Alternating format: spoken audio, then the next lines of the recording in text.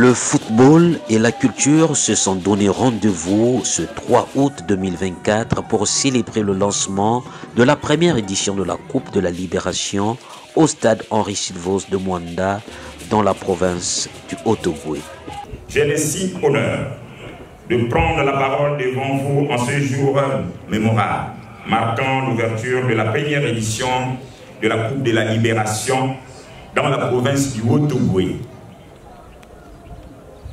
Cette fête du football, facteur d'émulation entre jeunes, symbolise l'unité, la solidarité et l'espoir dans un avenir radieux pour la province et partant pour notre pays.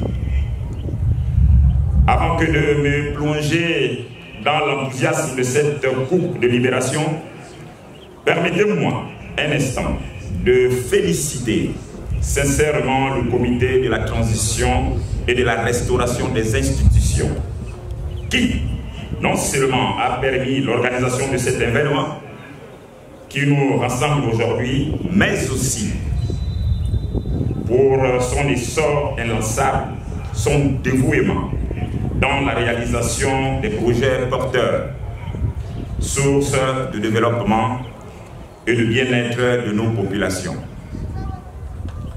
En appelant à voter en faveur du oui au référendum qui sera organisé prochainement au Gabon, le coordonnateur de cette fête du ballon rond, qui rassemble les 11 départements de la province, a invité tous les acteurs à l'esprit du fair play. Raison pour laquelle je nous invite à l'encourager et à voter en faveur du oui. Je me répète, en faveur du oui au référendum qui sera organisé prochainement dans notre pays. C'est aussi là, pour moi, l'occasion de m'adresser particulièrement aux athlètes participant à cette compétition. Je tiens tout d'abord à vous remercier pour cette participation massive.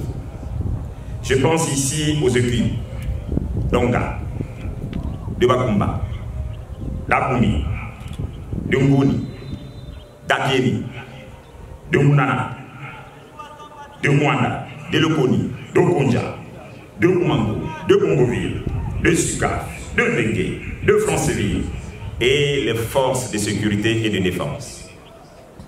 C'est dans cet esprit d'unité, de concorde et de fraternité que je déclare ouvertement la Coupe de la Libération. La première rencontre a opposé l'équipe de Bakumba face à celle de Mounana qui s'est soldée par 1-0 en faveur des Mounanais.